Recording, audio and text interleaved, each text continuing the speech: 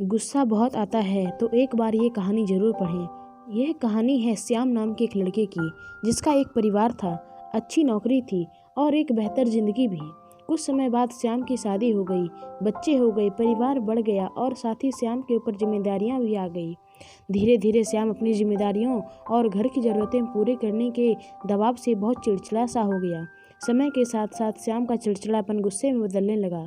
Office में कभी कभी कोई गलती कर देता तो श्याम उसे बहुत खड़ी खोटी सुनाता था। घर में छोटी छोटी बातों पर बच्चों से गुस्सा करने लगा। उसका गुस्सा कभी बच्चों पर निकलता तो कभी पत्नी पर। उसके इस गुस्से की वजह से घर का माहौल बहुत बिगड़ गया था। परिवार वाले उसे बहुत कुछ कहने में डरते थे, कब किस बात पर उसे गुस्सा आ जाए। ये सोचकर उन्होंने उससे बातें करने भी कम कर दी। हर बात पर गुस्सा करने की आदत से श्याम खुद भी परेशान हो गया और अपनी इस समस्या से छुटकारा पाना चाहता था।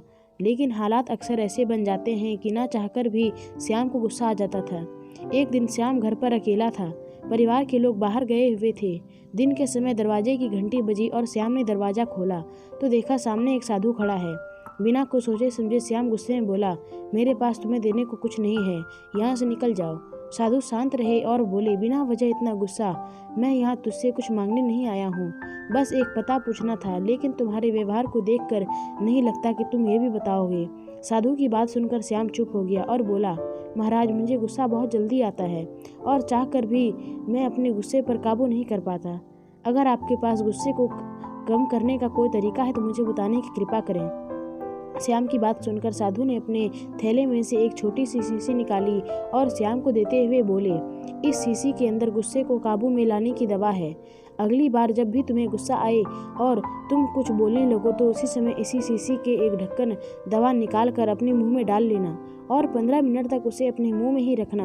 अगर उस बीच कुछ बोलोगे तो दवा का असर नहीं होगा। साधु की बात मानकर श्याम ने वो दवा अपने पास रख ली और अब जब भी उसे गुस्सा आता था वह गुस्से में कुछ बोलने से पहले दवा मुंह में डाल लेता। दवा मुंह में डालते ही श्याम 15 मिनट तक चुप रहता और 15 मिनट बाद उसका गुस्सा खुद ही शांत हो जाता।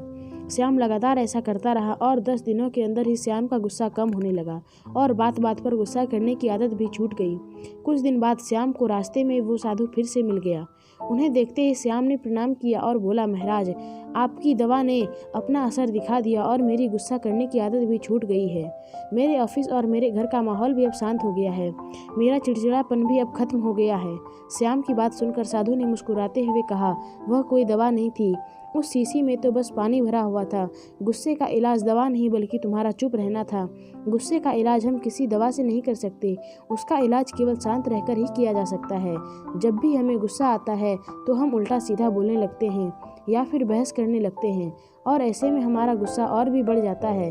लेकिन इसके विपरीत अगर हम खुद को शांत कर लें और थोड़ा देर चुप हो जाएं तो गुस्सा अपने आप ही दूर हो जाता है। यही तुम्हारे साथ भी हुआ। गुस्से का इलाज सिर्फ शांत मन है।